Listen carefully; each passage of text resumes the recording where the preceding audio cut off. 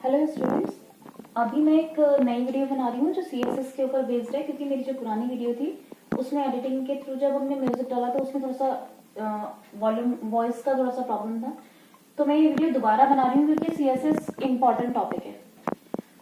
तो अभी हम स्टार्ट करते हैं। CSS क्या है? Cascading style sheet. CSS आप कह सकते हो कि हम जब वेबसाइट या वेब पेजेस डिजाइन करते हैं तो उसको डिजाइन करने के लिए सिर्फ HTML ही एक ऐसा सोर्स नहीं है जिससे हम डिजाइन कर सकते हैं। डिफरेंट टेक्नोलॉजीज भी हैं जिससे हम इस कोडिंग को और एनहेंस कर सकते हैं, क्योंकि HTML में हमें लिमिटेड टैग्स मिलते हैं और उनकी जो आउटपुट होता है वो भी लिमिटेड होता है। तो CSS क्या है? Cascading style sheet. ये भी एक HTML का पार्ट ही है, ये कुछ अलग से नहीं है। और CSS का एक्सटेंशन, कैस्केडिंग स्टाइल शीट का एक्सटेंशन होता है .css, यानी कि जब हम इसकी फाइल एक्सटर्नली सेव करते हैं तो वो हम .css के एक्सटेंशन के साथ सेव करते हैं। तो मैं इसकी कोडिंग बताने से पहले, क्वेश्चन सॉल्व करने से पहले ये बताऊंगी कि स्टाइल शीट के कितने टाइप्स हैं और किस किस तरह से हम इसकी कोडिंग कर सकते हैं। अगर हम टाइप की बात करें तो 3 तरह के से हम इसकी कोडिंग कर सकते हैं। फर्स्ट है इंटरनल, यानी कि इंटरनली HTML के डॉक्यूमेंट के अंदर ही CSS की कोडिंग की जाती है, यानी कि मेन जो डॉक्यूमेंट है उसके अंदर ही की जाती है। जैसा कि इधर आप देख रहे हो, इंटरनल में हमने HTML यूज किया, हेड टैग यूज किया। हेड टैग के अंदर स्टाइल आप देख रहे हो, स्टाइल टैग यूज किया जाता है। तो ये हेड जो हमारा पूरा पोर्शन है यहां से यहां तक, ये जो कोडिंग है HTML के पेज में, ये जो हेड पोर्शन में, ये जो आप हेड पोर्शन देख रहे हो, इसमें जो कोडिंग है ये हमारी CSS की ही कोडिंग है। तो यानी कि जब हम पूरे HTML के मेन डॉक्यूमेंट में हेड पोर्शन के अंदर स्टाइल टैग को यूज करके कोडिंग करते हैं तो वो हमारी इंटरनल कोडिंग कहलाती है, इंटरनल स्टाइल शीट कहलाती है। सेकेंड आते हैं एक्सटर्नल। एक्सटर्नल क्या होती है? एक्सटर्नल में हम क्या करते हैं, जो भी CSS की कोडिंग है वो हम एक सेपरेट फाइल में लिखते हैं और उस सेपरेट फाइल को .css एक्सटेंशन के साथ में सेव कर देते हैं। सेव करने के बाद में यहाँ पर हमारी 2 फाइल बनेगी, एक बनेगी CSS की फाइल, एक बनेगी हमारा HTML का मेन डॉक्यूमेंट। अब हम क्या करेंगे, जो हमने CSS की फाइल बनाई थी उसको HTML के मेन डॉक्यूमेंट में लिंक टैग के थ्रू लिंक करा देंगे। देखिए लिंक किस तरह से हो रहा है, आप हेड पोर्शन देखिए। हेड पोर्शन में जब हमारा हेड पोर्शन कंप्लीट हो गया, सॉरी यहाँ पर एक क्लोज नहीं होगा, तो जब हमारा टाइटल पोर्शन कंप्लीट हो गया उसके बाद में हमने लिंक टैग को यूज किया। लिंक टैग के साथ हमें टाइप एट्रीब्यूट यूज किया। टाइप इक्वल्स टू टेक्स्ट/CSS देना जरूरी होता है ताकि हम इन्हें बता सकें कि हमारा जो लिंक हम करा रहे हैं उसमें जो फाइल का टाइप है वो क्या है। उसके बाद href हाइपरटेक्स्ट रेफरेंस आपका एट्रीब्यूट आएगा, इक्वल्स टू हमने वो फाइल डाल दी, यहाँ पर उस फाइल का लिंक डाल दिया जो फाइल हमने CSS की सेपरेटली सेव की थी। mystyle.css थी, ये आप फाइल देख सकते हो। तो हमने उसको यहाँ पर पाथ को डाल दिया विद एक्सटेंशन।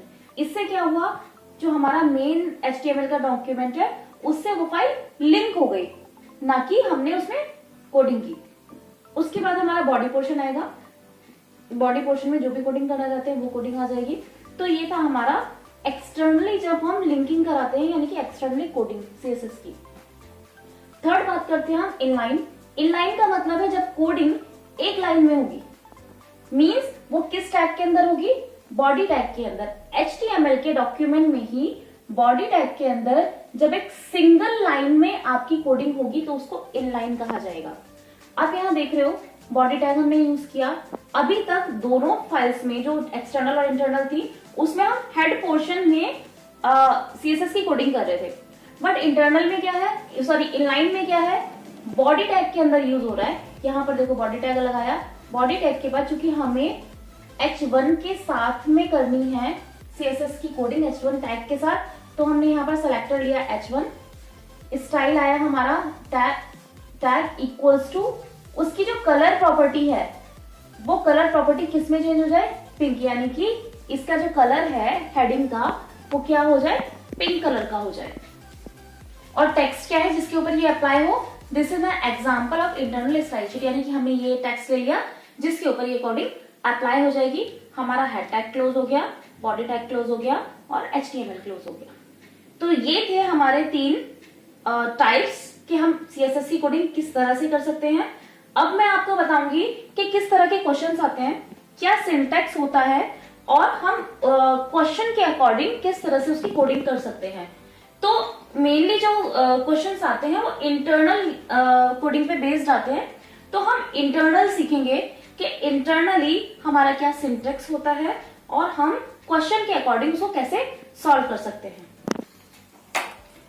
तो मैं आपको यहां पर दिखा रही हूं सिंटैक्स क्या है इंटरनल के लिए। सबसे पहले हमारा जो टैग यूज होता है वो होता है सेलेक्ट। सेलेक्ट टैग यूज होने के बाद में हमारा उसका एट्रीब्यूट होता है टाइप, जिसके अंदर हम डालेंगे टेक्स्ट स्लैश CSS, जैसा कि मैंने आपको पहले भी बताया था। इसको डालेंगे, देन हम इसको क्लोज कर देंगे ताकि हमें ये पता चल सके कि आगे जो हम कोडिंग करने वाले हैं उस फाइल का टाइप क्या है या उस कोडिंग का टाइप क्या है। उसके बाद हमारा सेलेक्टर आएगा, प्रॉपर्टी आएगी, ये इसका सिंटैक्स होता है सेलेक्टर। देन आपका ब्रैकेट आएगा, प्रॉपर्टी आएगी, यहाँ कॉलन लगाएंगे, सेम एज इट इज लिखेंगे। देन हमारी वैल्यूज आ जाएंगी, जो भी हम प्रॉपर्टी में वैल्यू चेंज करना चाहते हैं, डालना चाहते हैं। देन हमारा सेमीकोलन आएगा और ये ब्रैकेट बंद हो जाएगा। फॉर एग्जाम्पल अब ये देखेंगे इसमें सेलेक्टर क्या है, प्रॉपर्टी क्या है और वैल्यू क्या है। फॉर एग्जाम्पल H1 टैग लिया। H1 टैग का मतलब है कि हमारी HTML की कोडिंग में हेडिंग का जो H1 टैग है हम उसके ऊपर CSS की कोडिंग कर रहे हैं। तो यहाँ पर हम उस टैग को लेते हैं, सिलेक्टर हमारा वो बन जाता है जिसके ऊपर जिस टैग पे हमें इसकी कोडिंग करनी होती है। तो यहाँ पर हमने H1 ले लिया क्योंकि हमें H1 पे कोडिंग करनी है। H1 हमारा सिलेक्टर हो गया, ये हमारा ब्रैकेट आ गया। अब इसको कहा गया है कि जो उसका फॉन्ट है वो एरियल हो जाए। तो जो फॉन्ट है, फॉन्ट को चेंज करने के लिए इसकी प्रॉपर्टी होती है फॉन्ट डैश फैमिली। हमने प्रॉपर्टी लिखी, कॉलन लिखा और फॉन्ट फैमिली कैसी हो जानी चाहिए, एरियल हो जानी चाहिए। तो हमने यहाँ पर उसकी वैल्यू दी। आप कोई सा भी और कोई सा फॉन्ट भी रख सकते हो अकॉर्डिंग टू योर क्वेश्चन। उसके बाद हमने सेमीकोलन लगाया और इस ब्रैकेट को बंद कर दिया। तो ये मैंने आपको सिंपल एक लाइन की कोडिंग बताई है कि किस तरह से सिंगल लाइन में अगर आपको दिया जाता है तो आप किस तरह से सिलेक्टेड प्रॉपर्टी और वैल्यू का यूज करेंगे। अब नेक्स्ट एग्जाम्पल में मैं आपको पूरा एक एग्जाम्पल दूंगी जिसमें 3-4 चीजें यानी कि 3-4 प्रॉपर्टीज आपको चेंज करनी पड़ेंगे, जिस तरह का क्वेश्चन एग्जाम में पूछा जाता है। ये जो हमारा क्वेश्चन है ये इंटरनल स्टाइल शीट के ऊपर बेस्ड है। यहाँ पर आप देखोगे फर्स्ट में दिया हुआ है specify background colour as a light blue, यानी कि हमें जो कलर चाहिए बैकग्राउंड का वो लाइट ब्लू चाहिए। बॉर्डर स्टाइल डैश्ड होना चाहिए, टॉप मार्जिन 100 पिक्सल हो, विड्थ 50 पिक्सल हो और इमेज फ्लोट करे लेफ्ट साइड में। तो इसके लिए हम आपको पता है हेड पोर्शन के अंदर लिखते हैं। तो हम पहले स्टार्टिंग टैग्स लिख देते हैं। HTML आएगा, फिर हमारा हेड आएगा, हेड के अंदर टाइटल आएगा, टाइटल की जो भी टाइटल करना चाहते हो वो टाइटल डाल दो और टाइटल को क्लोज कर दो। उसके बाद जो हमारी उसके लिए CSS के लिए टैग यूज होगा वो होगा स्टाइल, जैसा कि मैंने आपको सिंटैक्स में बताया था। स्टाइल के बाद हम यहाँ पर टाइप एट्रीब्यूट लेंगे और उसके अंदर टेक्स्ट स्लैश CSS डाल देंगे और इसको बंद कर देंगे। इसके बाद में आप देखो अब हमारा सेलेक्टर क्या होगा, बैकग्राउंड कलर। हम HTML में बैकग्राउंड कलर किससे चेंज करते थे, बॉडी टैग के अंदर BG कलर एट्रीब्यूट के साथ। तो हमारा सेलेक्टर क्या हो जाएगा, बॉडी, क्योंकि हम HTML में बॉडी के अंदर कलर को सेट करते थे, इसलिए हमारा एट्रीब्यूट बॉडी आएगा। ब्रैकेट आएगा यहाँ पर, ब्रैकेट के बाद में आप बैकग्राउंड लिखोगे, बैकग्राउंड डैश कलर, कॉलन आएगा, कॉलन के बाद में हम यहाँ पर डाल देंगे लाइट ब्लू और लाइट ब्लू के बाद सेमीकोलन आएगा और ये ब्रैकेट बंद हो जाएगा। तो ये हो गया हमारा फर्स्ट लाइन की कोडिंग। अब हमने आगे इसलिए नहीं लिखा क्योंकि बॉर्डर स्टाइल, टॉप मार्जिन ये दोनों हमारे किसके लिए यूज किए जाएंगे, इसके लिए सेलेक्टर चेंज होगा, ये पैराग्राफ के लिए यूज किए जाएंगे। और पैराग्राफ में कौन सा टैग यूज किया जाता है? पी टैग यूज किया जाता है। यहां पर आपके ब्रैकेट आ गए। पी टैग में सबसे पहले बॉर्डर स्टाइल, तो यहां पर हम लिख देंगे बॉर्डर डैश स्टाइल कॉलन कैसा होना चाहिए? डैश्ड होना चाहिए। तो हमने यहाँ पर डैश लिख दिया, सेमीकॉलन आ गया, और ये यहाँ क्लोज नहीं होगा। क्यों नहीं क्लोज होगा? क्योंकि हमने अभी इसका टॉप मार्जिन लिखना है और विड्थ लिखनी है। टॉप मार्जिन के लिए जो प्रॉपर्टी यूज होगी वो होगा मार्जिन डैश टॉप कॉलन कैसा होना चाहिए? टॉप मार्जिन कितना होना चाहिए? 100 पिक्सल्स का, 100 पिक्सल कॉलन। उसके बाद में विड्थ लेनी है हमें, तो हमारा विड्थ प्रॉपर्टी आ जाएगी, कॉलन लगेगा और कितनी होनी चाहिए? 50 पिक्सल, यानी कि 50 पिक्सल हम यहाँ ले लेंगे, सेमीकॉलन लग जाएगा। और ये जो है इमेज फ्लोट, ये आपको पता है इमेज टैग के साथ आती है, इसलिए इसके साथ नहीं आएगी, हमें यहीं पे इसको क्लोज करना होगा। अब हम नेक्स्ट सेलेक्टर की बात करें तो हमारा इमेज हमारा कौन से टैग यूज होता है इमेज के लिए? IMG टैग लिखेंगे, ब्रैकेट यूज करेंगे, फ्लोट लिखेंगे इसकी प्रॉपर्टी, कॉलन लगाएंगे। फ्लोट किस तरफ करनी चाहिए? लेफ्ट साइड, यानी कि लेफ्ट इसकी वैल्यू डाल देंगे, सेमीकॉलन आएगा और ये ब्रैकेट यहाँ पर बंद हो जाएगा। उसके बाद में हमारा स्टाइल क्लोज होगा, सॉरी उसके बाद में हमारा स्टाइल क्लोज होगा और स्टाइल के बाद में हमारा हेड क्लोज हो जाएगा। यानी कि ये पूरी CSS की कोडिंग आपकी हो चुकी है। लेकिन अगर देखा जाए तो प्रॉपर वे में ये पूरी कोडिंग नहीं है, क्योंकि हमने जो यहाँ पर सेलेक्टर यूज किए हैं इसको हमें आगे बॉडी पार्ट में यूज करना जरूरी है। क्यों यूज करना जरूरी है? अगर हमने इसे बॉडी पार्ट में यूज नहीं किया तो ये कोडिंग अप्लाई कहाँ होगी, इसलिए हमें बॉडी पार्ट में यूज करना जरूरी है। तो आप चाहें तो इतना पोर्शन भी लिख सकते हैं, इसके भी मार्क्स मिलेंगे, और चाहे तो पूरा लिख सकते हैं। हमने बॉडी टैग यूज किया, बॉडी टैग यूज करने के बाद में हमने पैराग्राफ टैग यूज किया। यहां पर कोई भी पैराग्राफ डाल दीजिए, पी टैग को क्लोज कर दीजिए। उसके बाद IMG टैग यूज कीजिए, क्योंकि IMG आपका एज अ सेलेक्टर आपने ले रखा है, IMG यूज कीजिए। SRC आप इसका प्रॉपर्टी एट्रीब्यूट लेंगे और यहाँ पर आप इसकी जो पिक्चर है उसका पाथ डाल देंगे, इसको क्लोज कर देंगे और उसके बाद हमारी बॉडी क्लोज हो जाएगी, देन हमारा HTML क्लोज हो जाएगा। तो ये हमारी पूरी कोडिंग थी CSS की।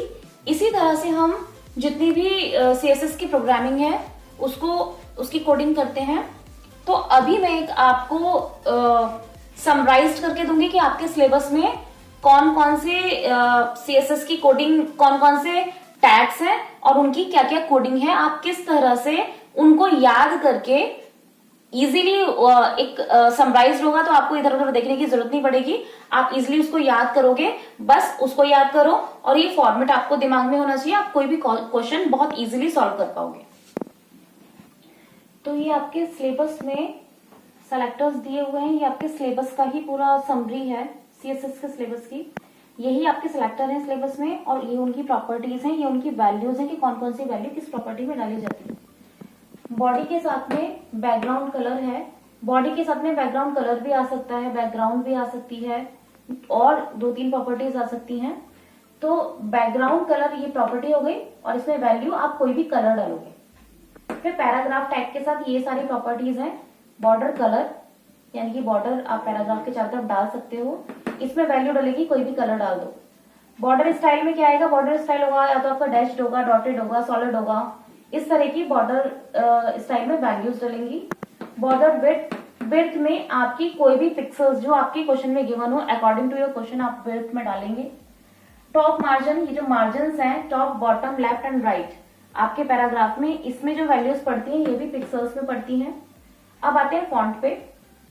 फॉन्ट फैमिली प्रॉपर्टी से आप जो टेक्स्ट है, जो पैराग्राफ है, उसका फॉन्ट चेंज करते हो। तो फॉन्ट फैमिली के अंदर आप जो भी फॉन्ट चाहो, एरियल चाहो, कॉमिक सन MS चाहो, वो डाल सकते हो, या जो भी फॉन्ट आप चाहते हो जो आपके क्वेश्चन में गिवन है आप वो लिख दीजिए इसके अंदर। फॉन्ट साइज आपका आएगा small, x small, large, x large यानी कि एक्स्ट्रा लार्ज, इस तरह की वैल्यूज फॉन्ट साइज में पड़ती हैं। फॉन्ट स्टाइल में आपका इटैलिक आएगा या फिर ऑब्लिक आएगा, इन दोनों में से कोई भी एक आएगा। उसके बाद आता है आपका टेक्स्ट अलाइन, यानी कि टेक्स्ट का अलाइनमेंट कैसा होना चाहिए पैराग्राफ का। तो लेफ्ट, राइट या सेंटर, इन तीनों में से कोई भी वैल्यू आप उसमें डालेंगे अकॉर्डिंग टू योर क्वेश्चन। अब बात करते हैं लास्ट में आईएनजी की। आईएनजी यानी कि इमेज टैग, इसकी प्रॉपर्टी है फ्लोट। फ्लोट में वैल्यू डलेगी लेफ्ट, राइट, नन या इनहेरिट।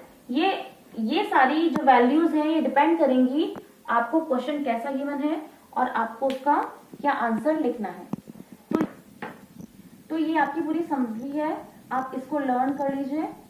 और जो मैंने आपको तरीका बताया है, जो कोडिंग करने का टेक्निक है हमारी, उस तरह से कोडिंग कीजिए, आप बहुत इजीली सीएसएस के क्वेश्चन को सॉल्व कर पाएंगे। और ये 3 या 4 नंबर का क्वेश्चन आता है और आप कोडिंग सही होगी तो आपको पूरे नंबर मिलेंगे। तो all the best for your exams.